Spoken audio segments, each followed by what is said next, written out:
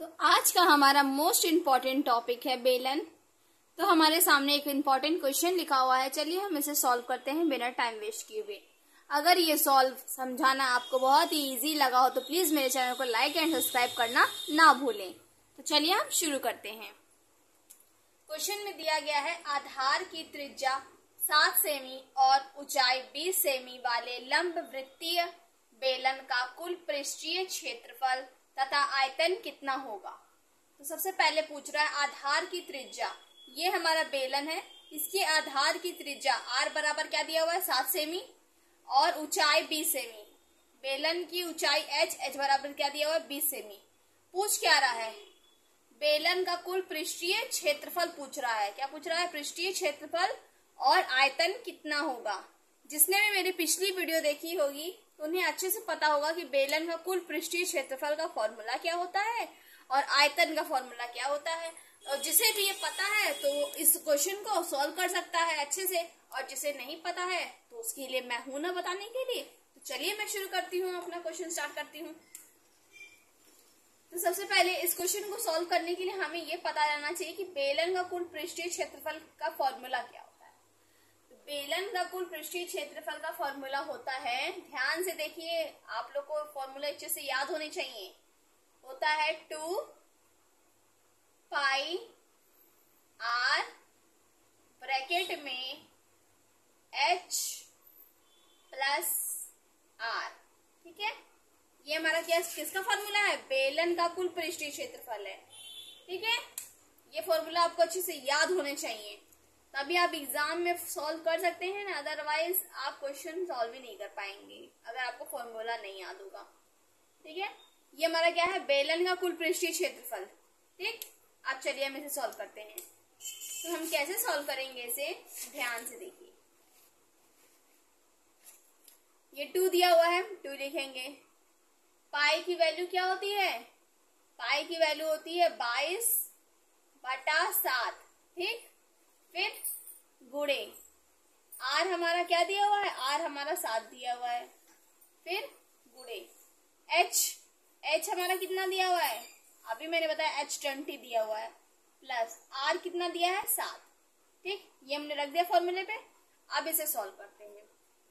तो हम लिखेंगे 2 और 7 से 7 कैंसिल हो गया, तो हम लिखे 2 मल्टीप्लाई 22। ठीक, और 20 में 7 को ऐड कर दिए तो 27। चलिए अब 22 का 2 से मल्टीप्लाई करेंगे तो हो जाएगा 44 मल्टीप्लाई 27। अब इसका आपस में जब हम मल्टीप्लाई करेंगे तो हमें मिल जाएगा 1188।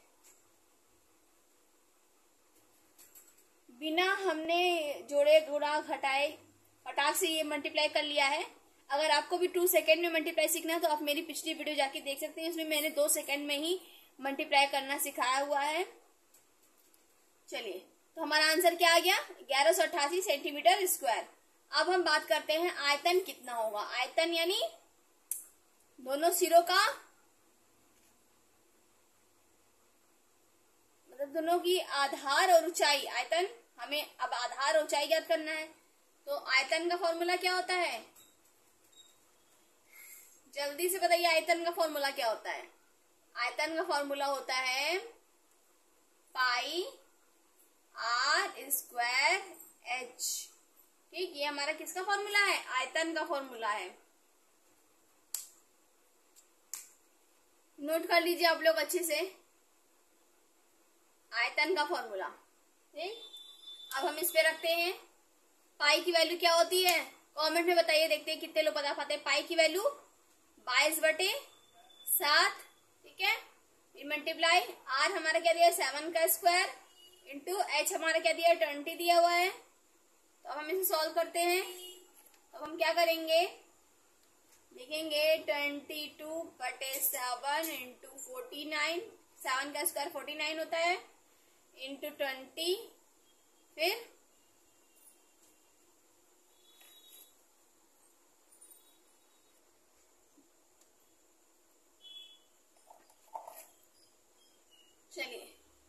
7 से 7 कैंसिल हो गया,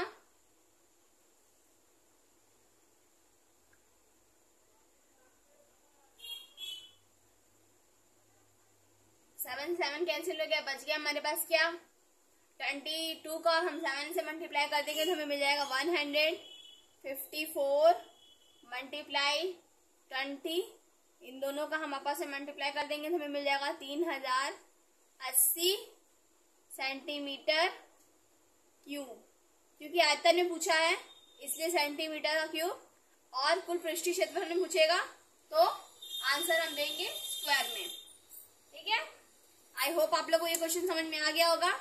जिसे भी समझ में आ गया प्लीज मेरे चैनल को लाइक एंड सब्सक्राइब करना ना भूलिएगा। मिलते हैं नेक्स्ट वीडियो में नेक्स्ट क्वेश्चन के साथ, तब तक के लिए टेक केयर।